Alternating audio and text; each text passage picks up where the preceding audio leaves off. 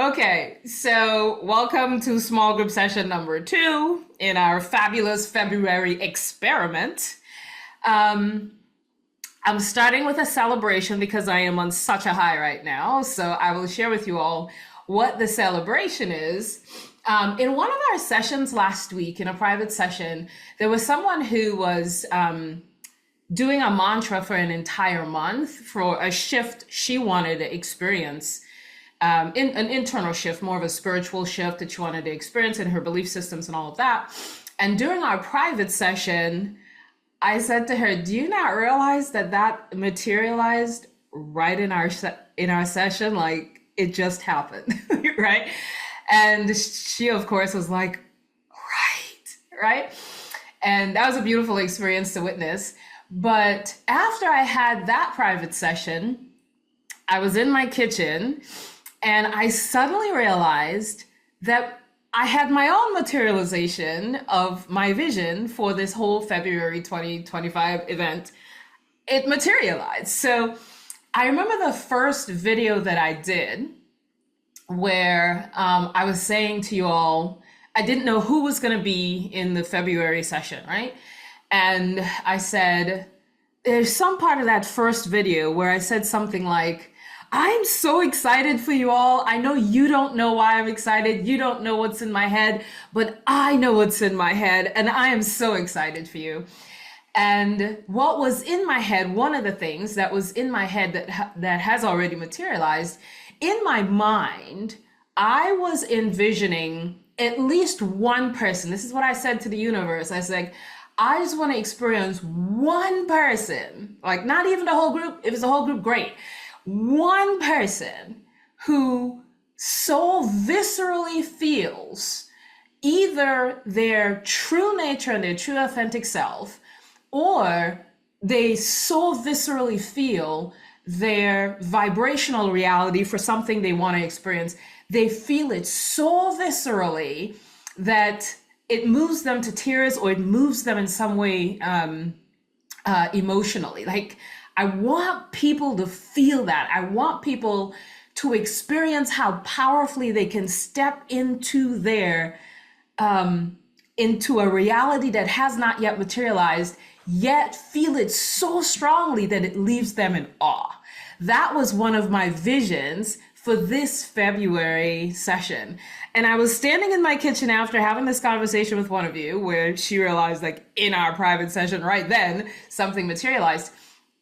I stopped and I went, oh, that's already happened, right? It's happened for a few of you where, and I had like 3 emails in the past week where someone was writing in saying, holy shit, like, oh my God, I experienced my vibrational reality so strongly, or I experienced my true nature so strongly that it just moved me immensely, and they were truly in awe of it.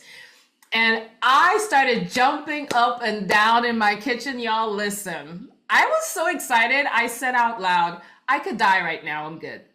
I was so happy for you all, and so happy to have been a part of you all experiencing that in such a short period of time. It's only been 2 weeks, right? We're only halfway through February. And my goodness, just the thought and the emails that you guys sent me was kind of rolling through my head and that's one of the things we're going to talk about today in the golden nuggets and the sort of the themes that we experienced this week. You've experienced your vibrational reality or your true nature so viscerally that it's affecting how you experience your day-to-day life. And now you're asking questions about, what do I do now that this is what's coming up, right? Because you experienced it so viscerally. So I was in my kitchen applauding, jumping up and down. I'm like, that materialized, check, done, right? Here's why this excites me. Whether the thing that you are excited about or the thing that you viscerally experienced is a physical reality or a non-physical reality, because for some of you it's I went past the physical reality and I just experienced my true nature so viscerally that everything feels possible and I don't even have to think about anything anymore, right? So either one of those, I felt I literally fully, I anchored into my done state, my done reality so strongly that it moved me to tears, or it moved me into some other emotion, or it left me in awe how powerfully I experienced that. Right? So either one of those is fine. When I know someone has viscerally experienced either their non-physical state or a physical reality that they're desiring, either one of those is a gateway into more of your true self. So I know that I often say the ultimate manifestation is to know who you truly are and to really step into the awareness of who you truly are. But I also know that for a lot of human beings, myself included, we're so physically focused. We're so heavily physically focused that it's easier to conjure up a physical reality, a house, a partner, living the life of your dreams, something very earthbound, right? I know that it's, for most of us, easier to conjure that up and anchor in the visceral experience of that as a gateway to the visceral experience of our true nature. So I celebrate when you can viscerally experience some earthly reality that you're wanting to move into, because I know that part of my path was I experienced that first and then became the witness of my own ability to transform my life in that way and to move into different realities in that way.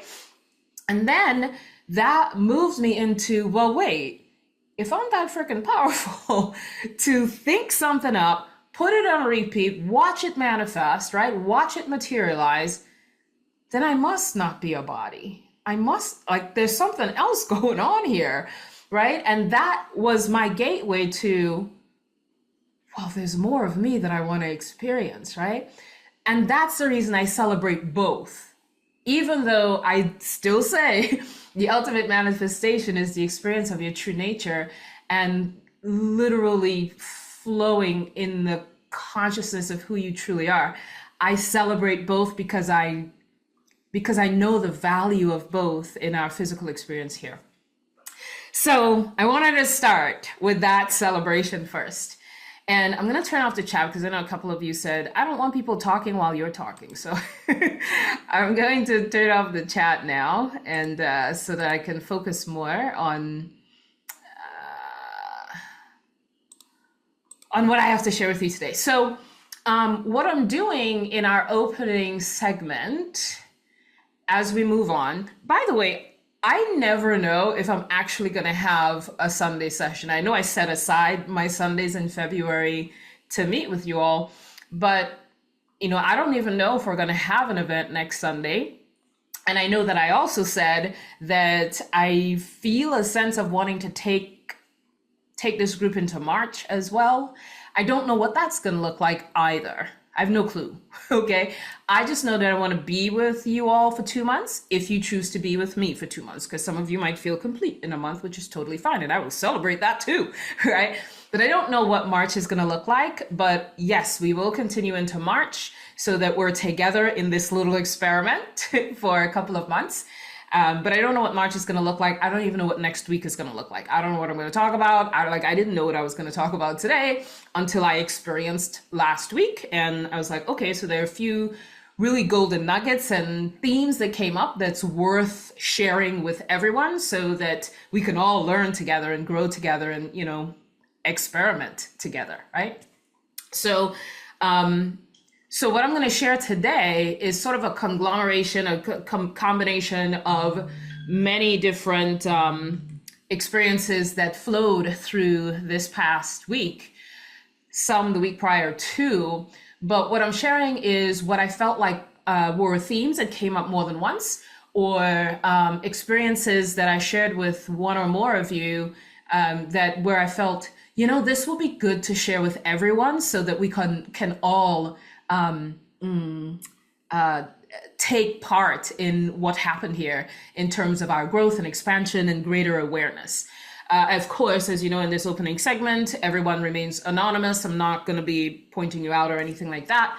because I also want to share this. And again, I don't know what's going to come out of my mouth. So I hope I can share this with YouTube public as well, so that people who are not in our small group can also learn and grow from what we are experiencing in the month of February. So that's the gist of what's going to happen today in our opening segment. And then we can go into Q&A if you guys want to talk about how what I shared applied to something, a question you had or something like that. We'll do the Q&A. Of course, the Q&A will be private. It will not be shared on YouTube. Okay, so I started with my celebration. So let's talk about what started happening for those of you who are anchoring so strongly into your into the done state, into the reality that you're looking forward to materializing. And for those of you who are anchoring into your true nature, it's like I'm resting in the purity of who I truly am, and things are changing in my physical reality. How do I deal with that, right? So there's a couple flavors of dealing with it. There's Milo making all this noise. There are a couple things that came up. One was, I'm experiencing my vibrational reality so viscerally, and I'm so anchored in it that this reality that I'm living day to day is starting to feel uninteresting, like I don't really care to be a part of it because that reality feels so strong. And then there was another, or how do I deal with the fact that this is starting to feel so weird? I feel like I'm in two worlds at the same time because my vibrational reality feels so strong within me that the day-to-day life I'm walking through doesn't feel as real, right? So that's happening for some of you. Another aspect of viscerally feeling your vibrational reality and being so strongly anchored in it, another outcome was, when I'm in that state where I'm anchoring in and I'm focused, it's amazing, just freaking amazing.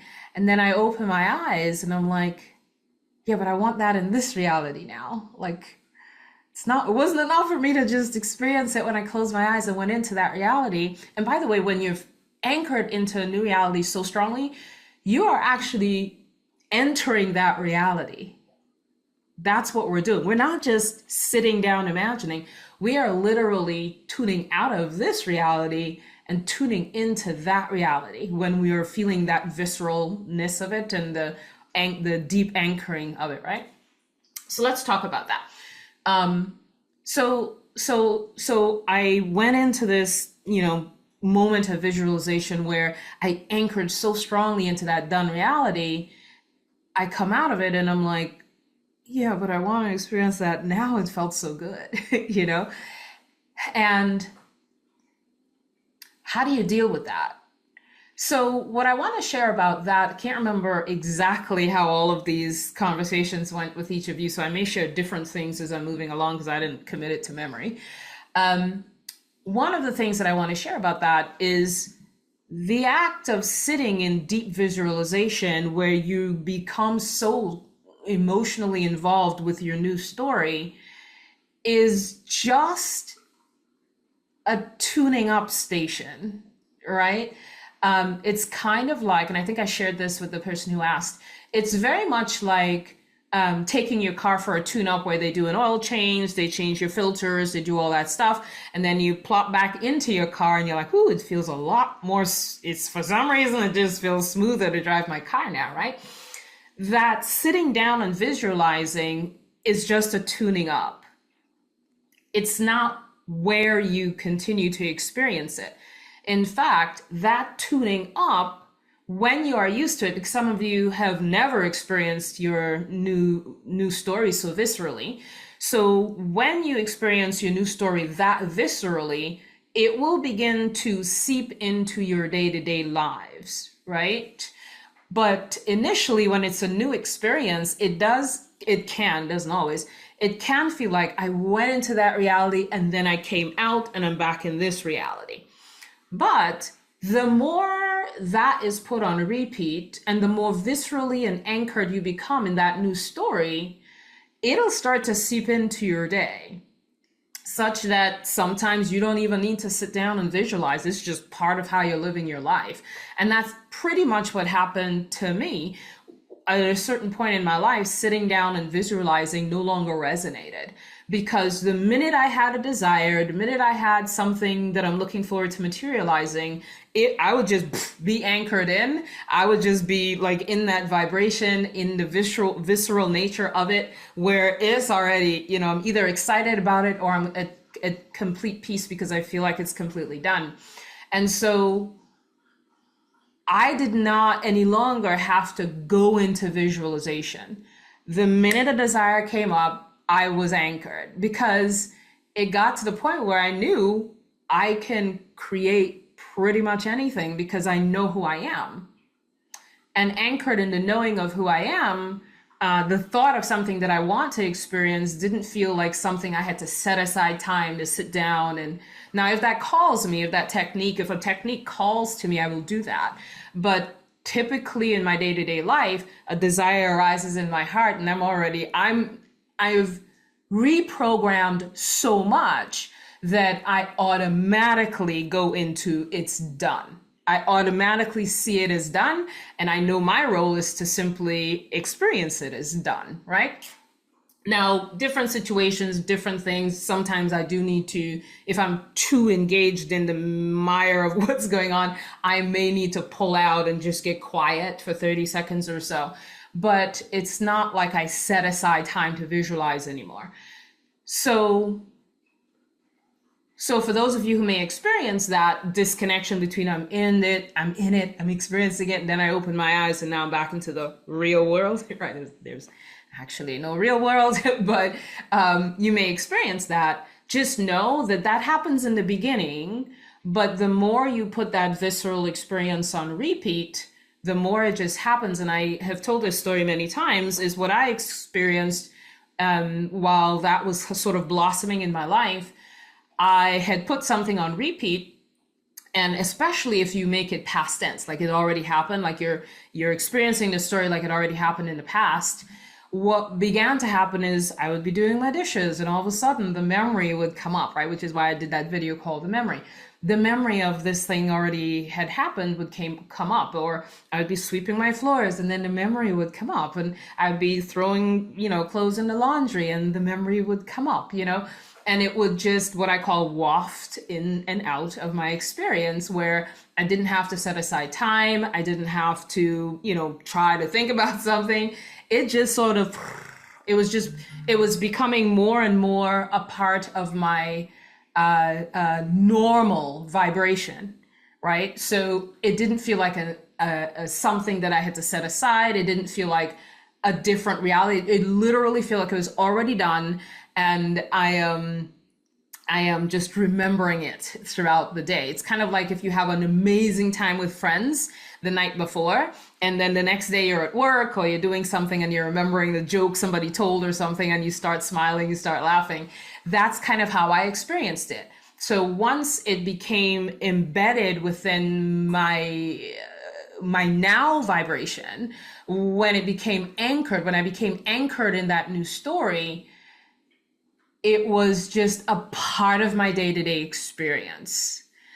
Somebody asked me related to that, you talked about your gratitude journal in that video with a buffet of, reprogramming experiences.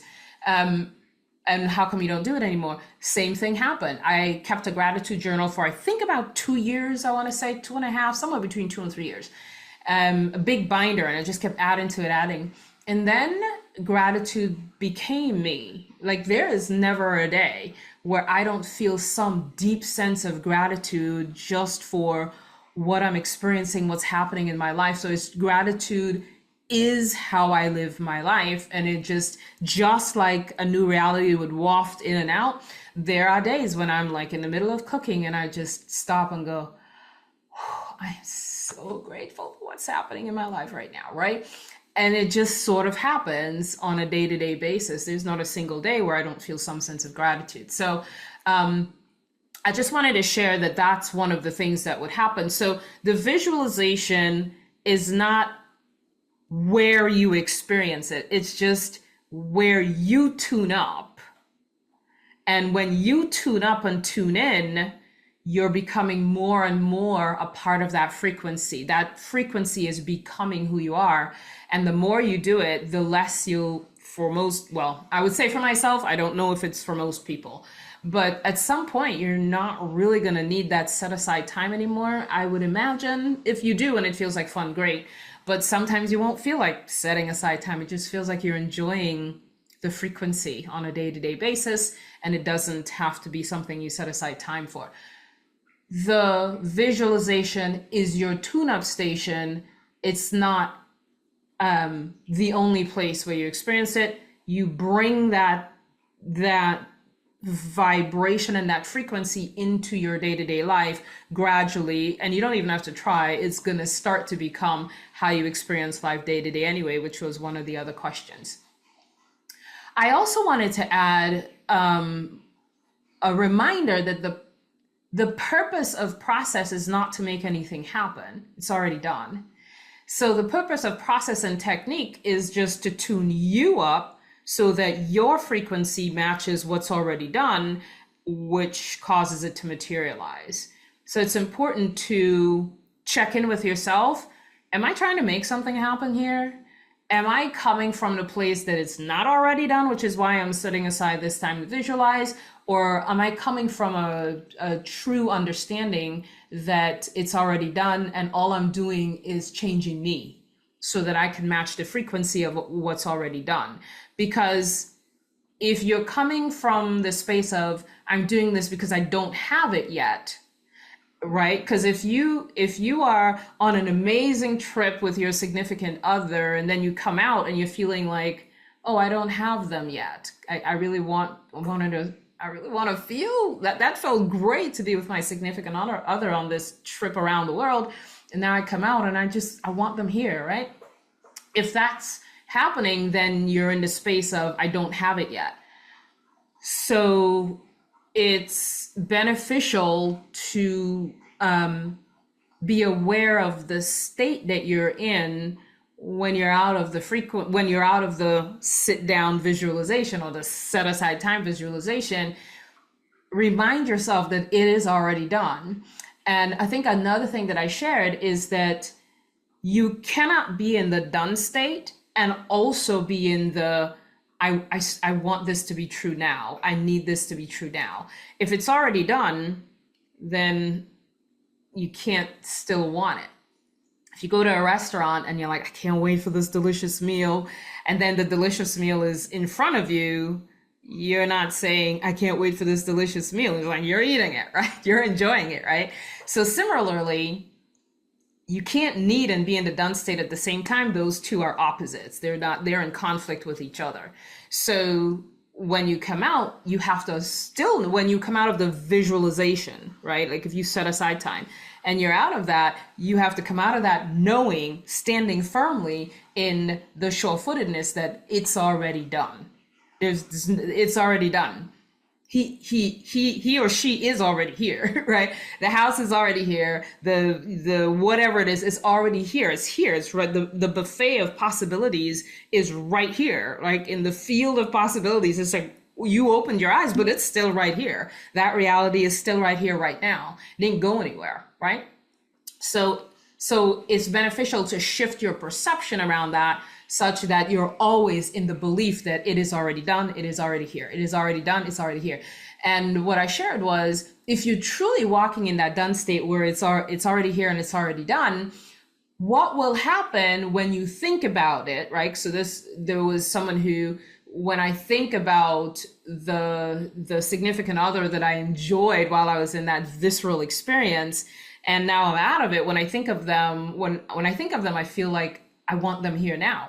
But what happens as you begin to reprogram your state of being and your frequency is that when you think about them, you get excited. When you think about that done reality, you get excited rather than going, oh, it's not here. It's like, oh, I'm so excited. It's already done, right? For those of you who are focused on an earthly reality, because I know some of you are focused on a non-physical reality. We'll get to that in a second. The other thing that came out of viscerally experiencing and being so deeply anchored into a new story is that the current story starts to feel kind of blah, like kind of gray, kind of lifeless, right? Like I'm going to work, but I am so anchored in this new reality that this job feels like, why am I even here? Like, this feels like my past. Why am I going to work? It feels like my past. I'm like walking through my past. It feels weird. It's like this feels so strong within my frequency that this current thing that's happening feels like it's out of place. Like, why am I here? Why am I going to this job when I feel this so strongly, right? So the question was, what do you do when you literally feel like you're in two realities at the same time? And one other is there's plenty of things you can do. And by the way, I don't have the answer for anyone. I'm just sharing from my personal experience, giving you more on the buffet, right? So one of the things that I have experienced that very strongly, where I remember when I was in my huge house in the suburbs, thinking about moving out of the suburbs and moving into an isolated, quiet place in the country. That's the vibe I wanted to live in, right?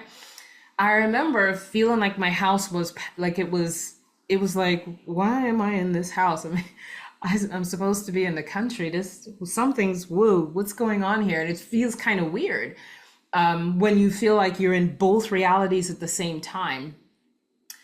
I remember one day just walking through the house and putting my hand on the walls and just thanking it for all of the experience. I was thanking the house for all of the beautiful experience and memories that it gave me. And it felt like I was moving out of that experience. So I was giving thanks and feeling grateful for everything, right? Because I felt like I was moving out of that. I had no idea when I was going to move. I didn't have a house. I didn't even have a realtor. Okay. None of those things were active, but there was a knowing within me that that's already done. And so I was already moving into that frequency.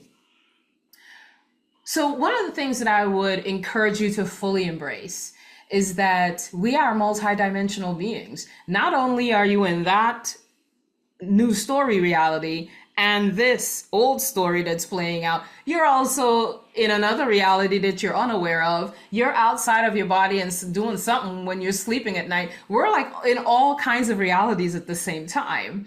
So yes, in our waking state, it might feel funny to have one reality feel so strong and you're so anchored into that this one that you're actually in feels like out of place. It's like, what am I doing? Like, why am I even doing this, right?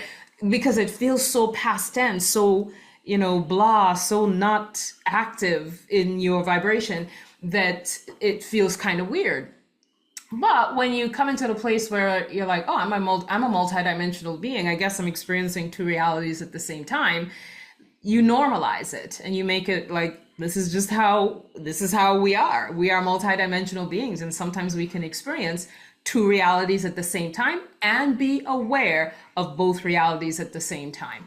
And so that's kind of how I personally move through it. I just normalize it. I'm like, yeah, this one feels kind of washed out. It feels like gum that's you already chewed the sweetness out of, right? That's what the current reality feels like.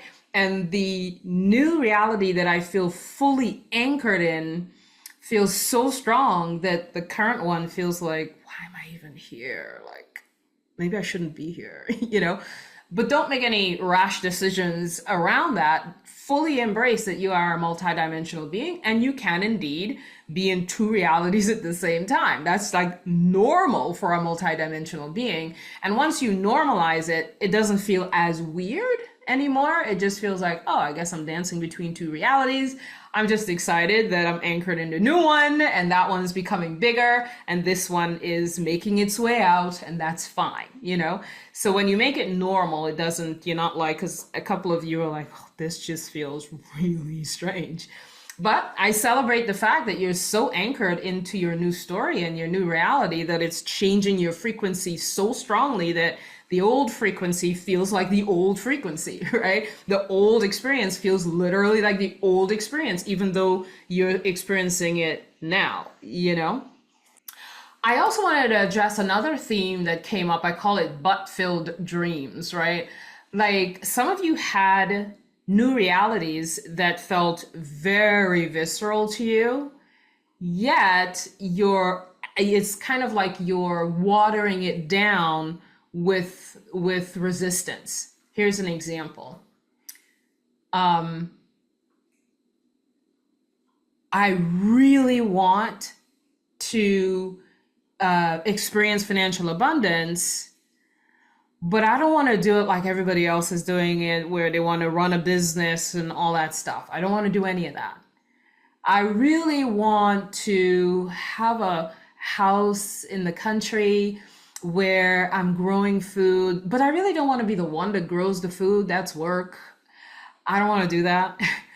I really want blah, blah, blah, but I really don't want blah, blah, blah, right? So what's happening there is you're trying to figure out the how, right? And you're trying to see if you can make it happen, not like this, but like that, right? So you're trying to figure out the how, and that's not our work.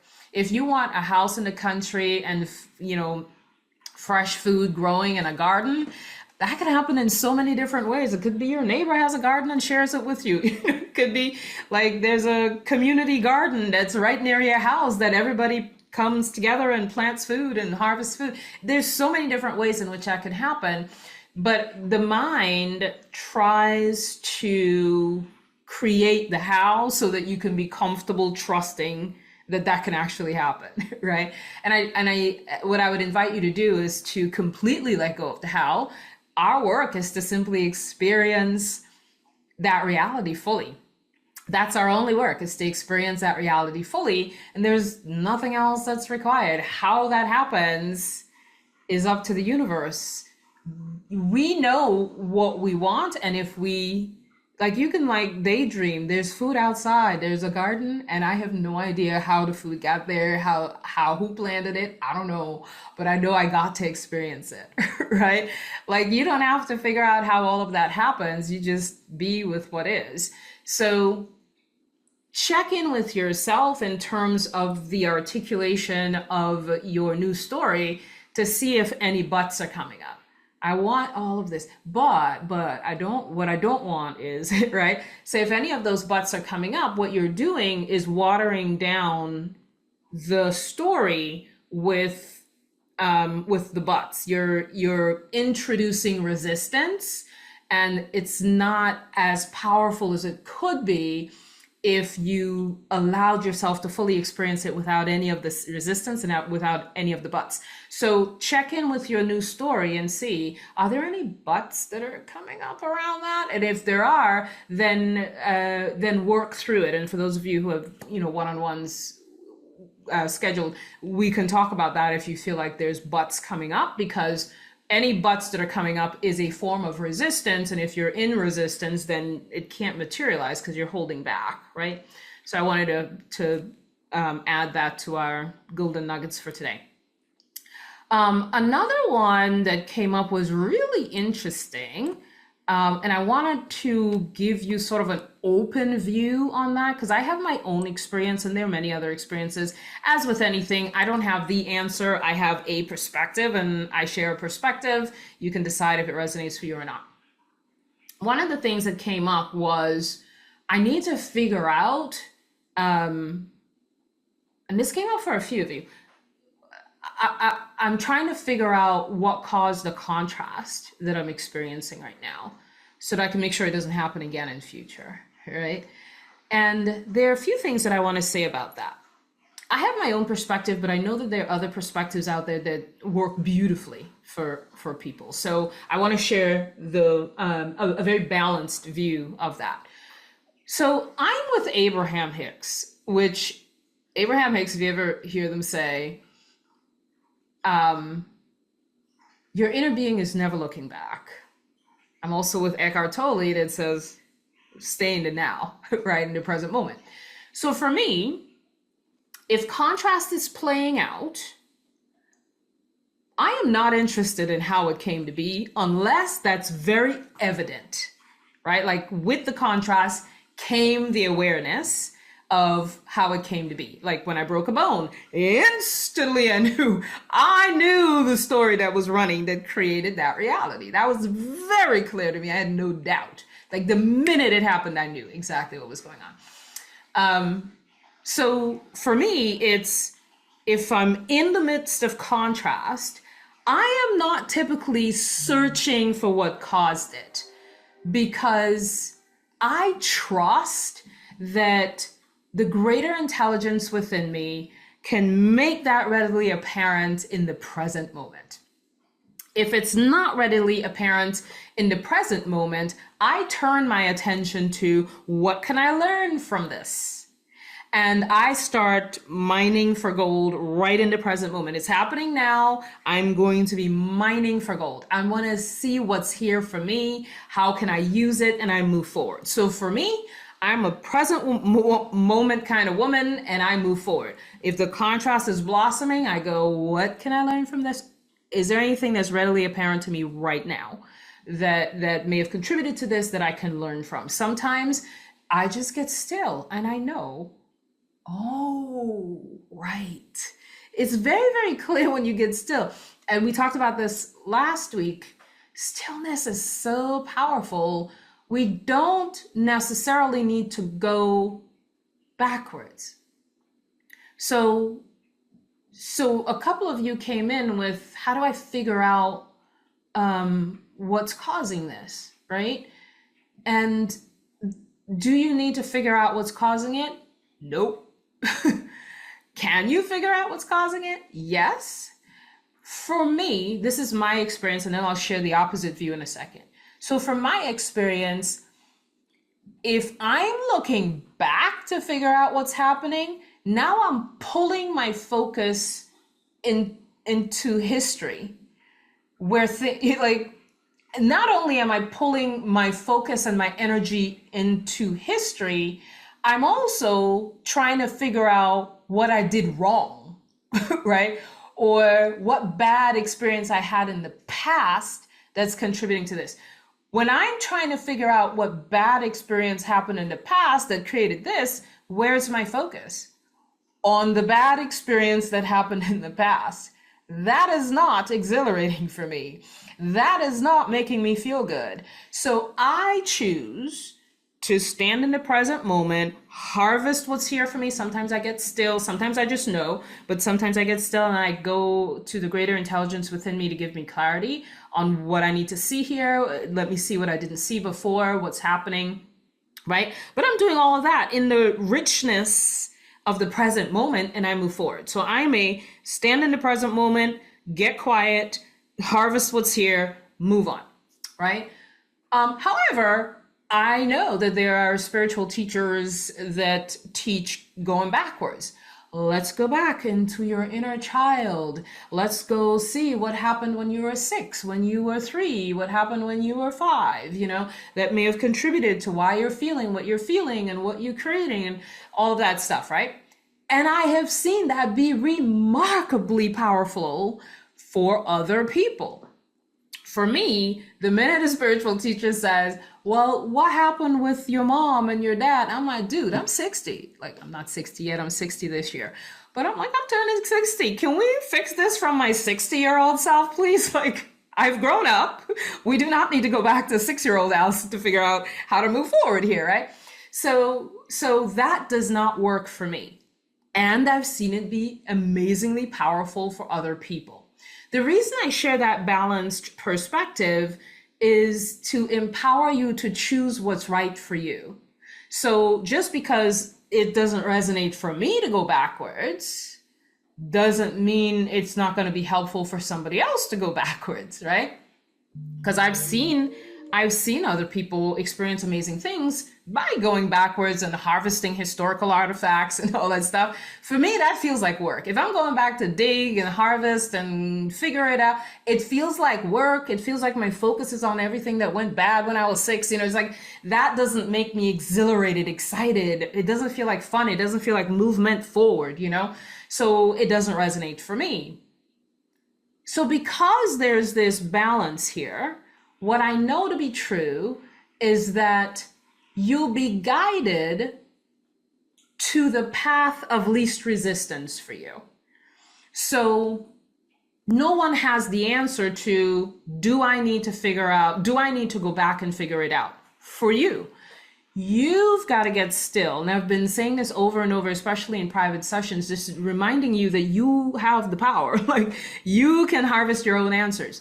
So for some people, if they have a belief that they have to harvest the past and dig up all the trauma that happened when they were 2, 3, 6, 9, whatever, if you have a firm belief that that's how you get healed, you can't, it's like life will just move you in the direction of your belief. If you truly believe that you cannot be healed until you go back in your past, or you can't move forward from this contrast until you go back and harvest the past, then that's your belief system. And if that's your belief system, it becomes your reality. You'll be drawn to teachings that show you how to harvest the past in order to make a better future and that kind of thing, right? And then there are people like me. I have a belief that if contrast is unfolding, I do not need to go back. Like, I have a firm belief, I'm with Abraham, that my inner being is not looking back, nor am I. So that's my firm belief. And because I have that as a belief, when contrast arises, I embrace that belief and I move forward.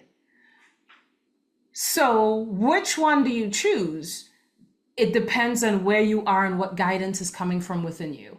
Because sometimes your inner being knows that the path of least resistance for you is to go with what you currently believe. You may believe a whole different thing 10 months from now, but currently you really believe that you have to go back into your past in order to fix your future, or to fix, whatever is to, I want to use the word fix. There's really nothing to fix. We're just exploring experiences. But you really believe that you have to harvest what happened in the past in order to make a course correction in your current life, right? So sometimes your inner being knows this is the path of least resistance. So we're just going to support her or him in going down that path. That may be the path of least resistance for you. I know the path of least resistance for me is my inner being is not looking back, I'm moving forward. So sometimes you do get inner guidance to go there because your higher self, your inner being knows that's the path of least resistance for you. So what I would encourage any of you to do, if you're sort of sitting there going, oh, so you could do it this way and you can do it that way, is to get still. Stillness rocks, man. You just get still, breathe, and just go inward and ask your higher self. I know that there are two options here. I'm not exactly sure which one is right for me. Help me see that. Some of you don't even need to do that because you already feel strongly that going back in your past is what's best for you right now. So you don't even need to ask. You feel the pull back into history, right? You feel that. And some of you feel the pull forward, like, nah, that when I think about looking back, and that's another way to do it too. One is going with your inner guidance. Another is going with whatever you feel guided to do now. And another is, how does it feel? If I'm in the middle of contrast and I try to go back into my childhood, I feel like an anchor just got placed around my ankle. Like, I feel like I just got pitched backward, I literally feel like I'm going backwards. So it doesn't feel good to me. I like the movement forward. I like the harvesting of the present moment. I do not enjoy going back. So I know that when contrast comes up for me, I naturally feel better going forward. Some people naturally feel better harvesting the past. Why? Because that's their path of least resistance. And that's what would help them move forward in a clearer way, or a way that's most resonant for where they are vibrationally. So I wanted to offer those two perspectives and also offer a means by which you can make your choice for what feels right for you.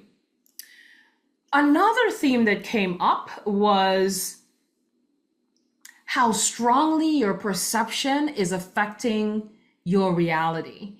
And what I mean by that is some of you presented stories about your lives, like your perspective on what's happening in your life actually was not true. But you believed in that perspective so strongly that you were acting like it's true for you and you were perceiving like it's true for you. So an example of that is, I'm locked into this 9 to 5 job. I don't feel free, da da da da da, right? Upon closer investigation, this 9 to 5 job has an incredible amount of freedom. Nobody's breathing down your neck. You have no deadlines. It's an easy job. There's no rigid requirements. You can go for a 1 hour walk in nature anytime you choose. You can take breaks and meditate anytime. It's like, all of these things are true for the 9 to 5 job. The perspective was, I'm locked in. I can't do anything. I'm not free. I want to be more free. And what we discovered was, you actually have a whole lot of freedom.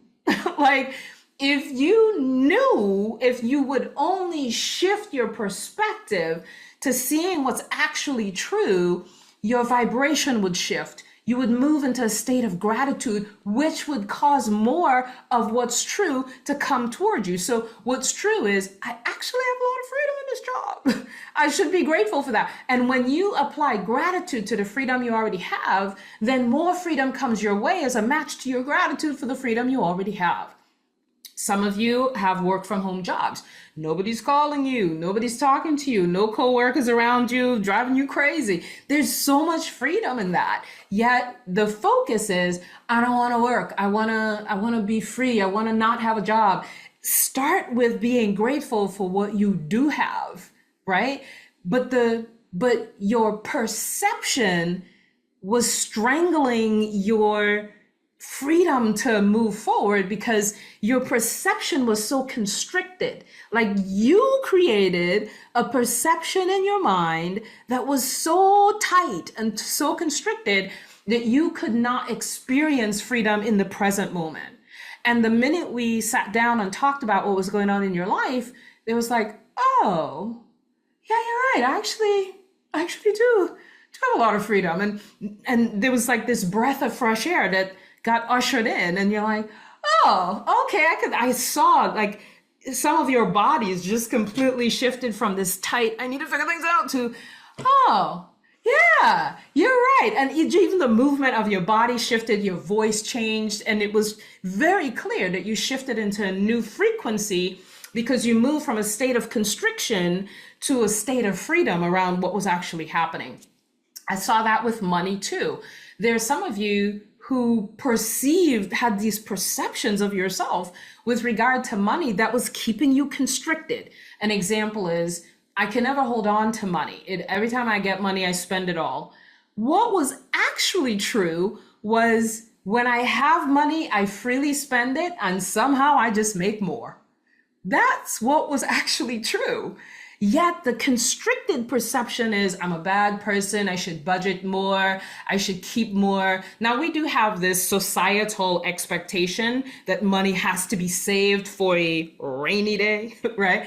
But if you are one who knows how to manifest in the time of, like, right when it's needed, I know how to manifest it. So, and there are people who live their lives in that kind of flow. They're not thinking about saving up a bunch of money just to make sure I have money there when I retire. Like, there are people who aren't doing that. They're like, look, money is freely flowing. I believe that money will be freely abundant. When it's time for me to, when a need arises, I'll manifest it, right? And they're moving in that kind of free flow with regard to finances and money. Yet the perception, because of the societal norms, is, if you're not saving up a certain percentage and setting it aside and putting it in your 401k, right? We have all these rigid constraints about how to live life. Now, that may be true for somebody who enjoys putting aside money and loves seeing it grow. And it's in my 401k, and look, it just earned $10,000 this week, and you love that kind of thing, then great. But that's not everyone. Some people free flow with money. The money comes in, they're like, time to have fun. And then when it comes to an end, they're like, time to make more. And they just make more. And you look at them and you're like, how come you're always making more money, right? But that person was receiving some degree of criticism from family members or whatever, I can't remember, that they're spending too much on this or spending too much on that.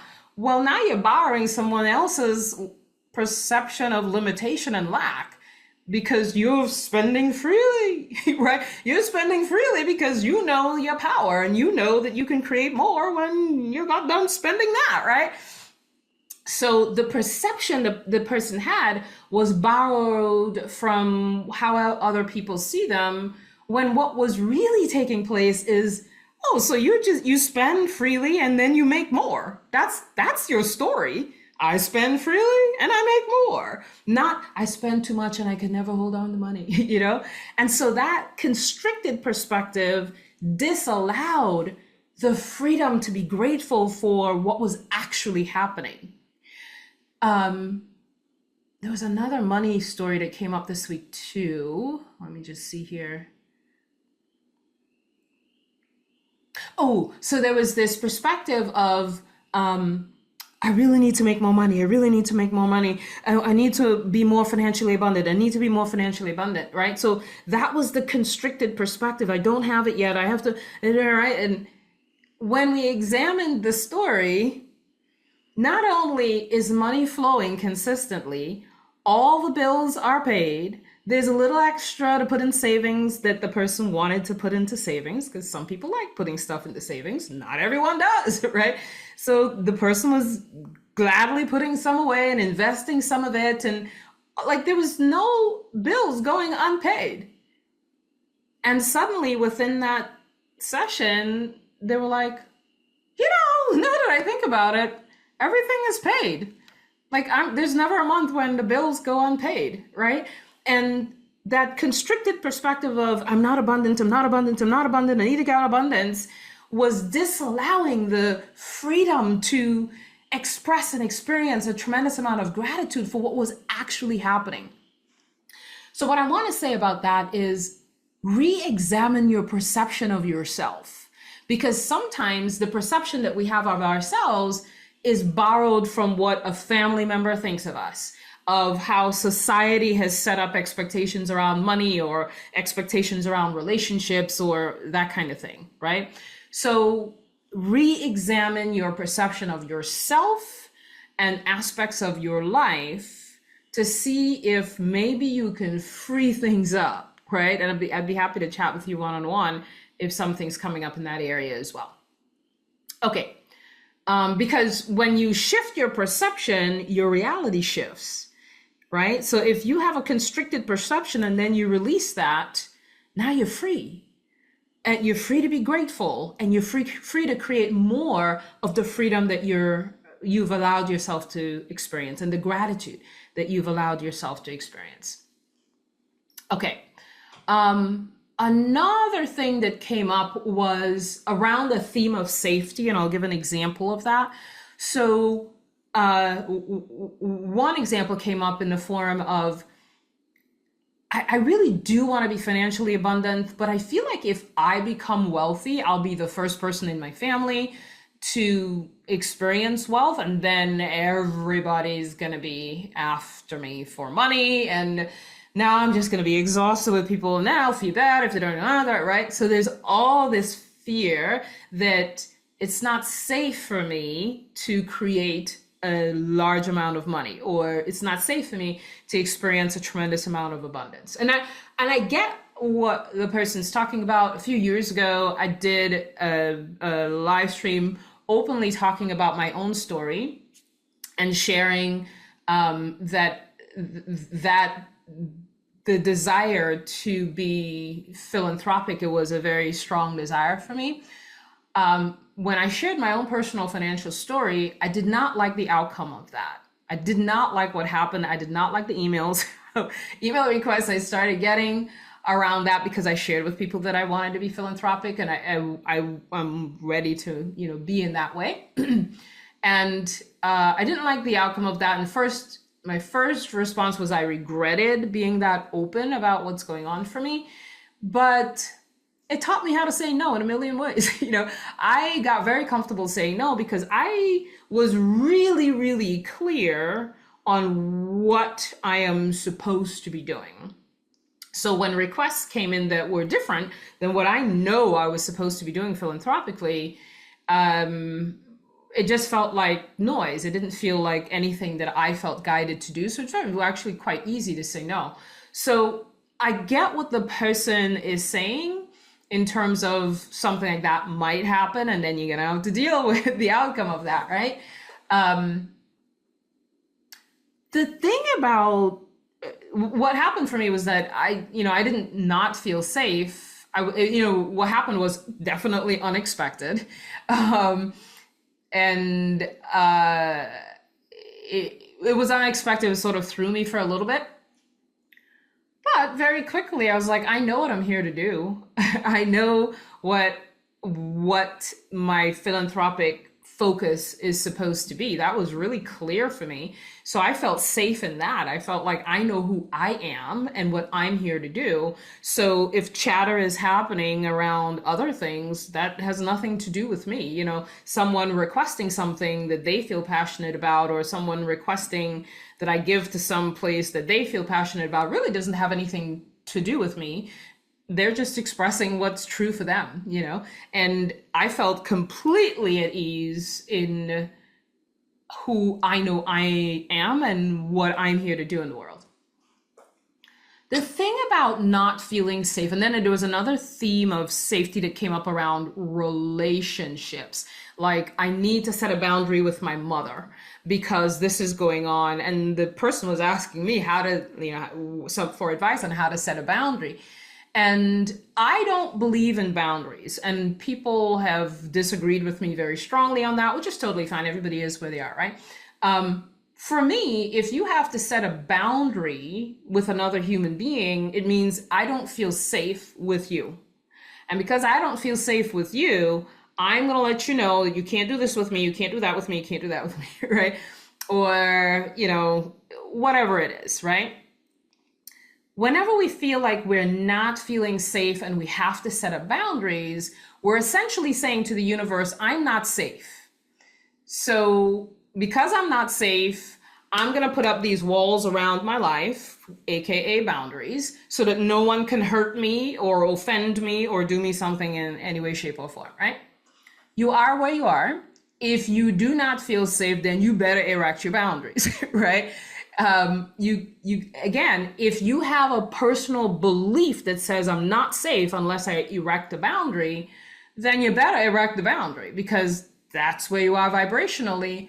And for damn sure, you will get matching experiences that tests that boundary, because you're saying to the universe, I am not safe, I am not safe, I am not safe. And the universe continues to send people. You ever met people who are like, nobody treats me right? It's because they don't feel safe. And so life just says, here's another person to make you unsafe. Here's another person to make you unsafe, and another to make you unsafe. Because the vibration you're pulsing out is, I don't feel safe. I don't feel safe. I don't feel safe. And life just says, okay, she doesn't feel safe. Give her more stuff to feel unsafe about, right? Having said that, if you're not in a place where you feel vibrational safety, then you better set up your boundaries, okay? Because that's just where you are, and you are where you are, right? So, for example, the person with the mother talking disrespectfully to her or whatever. And I get that, right? Nobody wants to feel disrespected, but I have a more expanded view of even that some of you may disagree with. No one can really disrespect you. They can just say words that you receive as disrespect, that you perceive as disrespect. I shared the story of my mother when I went to Trinidad a few weeks ago, that was really, really mad at me, and she went off. Look, my mother has Spanish blood in her. Our Trinidad is literally 7 miles from Venezuela. So my grandmother is Venezuelan. Well, not Venezuelan, but she came from a Venezuelan family, and even her name, Emanuelita, so we have some Spanish blood. So I would say my mother, once that Spanish blood kicks in, watch out. And she went off on me. In that moment, I felt completely safe. I was in my state of peace. And as I've shared with you all, my earthly life is starting to look more and more like just a bunch of stories. Doesn't look real. It doesn't many times. Now, sometimes it does feel very real, but more and more, the more life I live, the less real Earth feels. And the more I feel like, oh, I'm in this act of the story now, and I'm in this act of the story now. So while my mother is going off on me, someone could perceive that as disrespectful, treating me like a child. You could perceive that in any which way you can. I didn't have any of those perceptions. My perception was, oh, I guess I'm in the chapter of the story where mom goes off on Allison, right? I didn't feel disrespected. I didn't feel belittled. I didn't feel judged. I didn't feel any of those things. No one can make you feel judged. No one can make you feel belittled. No one can make you feel anything. They can open their mouths and do blah, blah, blah, blah, blah. And you say, those words are disrespectful to me, right? So you take those set of words and you perceive it as disrespect, and then you go into self-judgment, or you go into the feeling of disrespect or whatever. I understand from a regular human life thing. Yes, I know what disrespect means. I know what it looks like, but I just want to let you know that you can actually expand to the place where people can say stuff and it has no impact on you. Like none, zero. And somebody's out there going, so what are you saying? Go through life and let people disrespect you and treat you like a doormat? If you have your vibrational boundaries in place, which I wouldn't even call a boundary, it's just you set up a frequency within which you roll in life, within which you flow. People who treat other people like doormats can't come into your space, so you don't have to worry about that. You are in a frequency that disallows any of that. And even when it happens, such as in the example with my mother going off on me, you're like, just another part of the story. Right? And when I stayed in my place of peace, the next day, my mother and I went out to lunch, we went shopping. I didn't even need to talk about what happened, and she didn't either. We just went on with life, because I stayed in my place of frequency, the frequency that I was in. I was in the frequency of life is just a storybook, and now I'm in the chapter where mom goes off on Allison. It felt that way to me. That's how it felt. So I didn't have any personal attachment to what she was saying, what she didn't say, how she looked at me, none of that sank in to my frequency, because I was in a vibrational frequency of peace, and that's just another story. And because you're the only one creating your reality, because I was in that frequency, I experienced it from a place of peace and from sort of a comical, oh, I guess this is the story that's playing out now, right? So we can actually live life in that way, more and more and more. Am I perfect at this? Hell no. But I see that expanding and expanding and expanding, such that what somebody says to me isn't as impactful as before. Okay. So that's what I had to offer on the whole notion of not feeling safe and the variety of ways in which it came through, and setting up boundaries. Again, you got a choice. I can set up a boundary, or I can run a vibrational frequency where people like that just never come into my experience. So there's no need for a boundary, right? So you can choose. And for some people, it's like, girl, I hear what you're saying on the vibrational thing, but I ain't there. So I'm gonna set up my boundaries, right? That may be where you are. That may be the path of least resistance, which is fine. Also, continue to be aware that there's more available to you that you can step into whenever you choose. The last thing that I wanted to go into was there were so many stories that came up in the last 2 weeks where people said to me in their private sessions, if I didn't have this thing come up as contrast in my life, I would never have booked a private session. And we recognized in that private session that was all universal orchestration. Like the thing that exploded, the thing that happened, somebody had something happen with a neighbor, right? Somebody had something happen in a relationship, somebody had something happen with a relative. So all of these things were blowing up, right, in people's lives that brought them into a private session so we can chat about it. And while chatting about it, breakthroughs were happening, expanded awareness was taking place. And it was really important to pause and be grateful for the contrast that then orchestrated their desire for a private session, which then orchestrated what took place in the private session, right? It was a whole co-created dance, and they were responsible for it all, right? Like the path of least resistance for the person to feel more expansion and more awareness in that phase of their life or in that particular place in their life was for something to go awry. So I'm sharing that to say, whenever contrast happens, if we just choose to use it for our spiritual practice for our highest good, we don't have to worry so much about the contrast. It's because contrast is just part of the human experience. We don't have to worry so much about it, because when it comes, we go, all right, I'm gonna use this, right?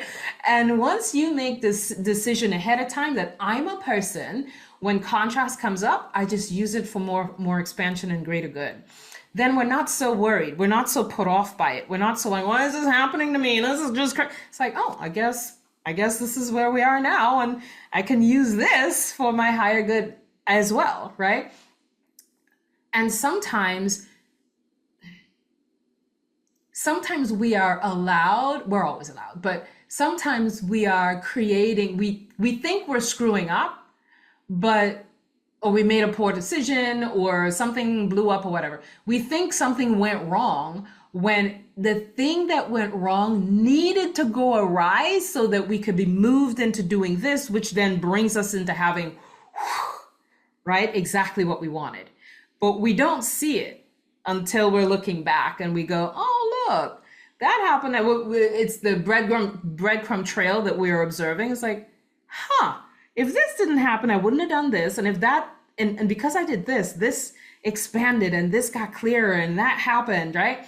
So be grateful for all the contrast. You can either use it, well, I don't see any other option. I mean, yes, you can make it take you down a rabbit hole of self-pity and, oh my God, why is this happening? I just can't stand this. You can go there too. We go there sometimes. But if you decide, I might get knocked off my feet a little bit, but I am declaring that I am someone for whom contrast is an expansion opportunity. And I will always see it that way. And if you declare that over your own life, you'll start looking for expansion whenever anything comes up. Sometimes contrast is a setup for a comeback. And if we allow it to be just a setup for a comeback, we can experience it in an entirely different way. The last thing was a quick question. Someone said, because we're halfway through February, and you guys are expanding so quickly in terms of your frequency shifts and all of that, that someone asked, hey, I know you asked us to pick one thing to focus on for the month of February. Can I focus on another one? To that, I say, always be a rule breaker. Like, yeah, I said that, but what do you want to do? I just said that so that I said that because I knew that most people aren't even crystal clear and viscerally connected to one reality that they're clear on, let alone trying to have 2, 3, 4, 5, right? But what do you want to do this month? If you say to me, look, I got 3 things that I feel comfortable moving forward with, I'll be like, all right, let's do it, right? Like, let's chat, So there's no limit on how many new stories that you want to craft. What I would say is what I always say. When you are focused on 3 different stories, how does it make you feel? Exhilarated or overwhelmed? Confused or clear? So check in with yourself, get quiet, stillness rocks, right? Stillness speaks. Get quiet and go, what if I go for 3 different news stories? Play with it. Sometimes what you need to do is play with it and see what it feels. Check in with yourself. You all have the answers to everything that you're asking me. There's nothing happening in private sessions that your inner being didn't already know. I'm just sort of reflecting back to you what you already know. And sometimes that brings about a tremendous amount of clarity and shifts and breakthroughs and things like that. But your inner being already knew that. I'm not bringing anything new to the table that your inner being and your higher self didn't already know. Everything that you're witnessing within me is simply a reflection of you. So, do what you came here to do. Yes, I said pick one thing, and you're free to do whatever you feel personally guided to do. I've had one-on-one sessions where people are talking about 3 different things, and it's totally fine. All right, that's the end of my opening, my lengthy opening. I'm gonna open up now for, we're gonna go into private Q&A. Thank you, viewers, for sharing this experience with us. If you have questions, you know where to find me, AllisonPhillips.tv/ask. And as usual, take what resonates, discard what does not. Always listen to your own inner guidance above all else. Take care. Bye.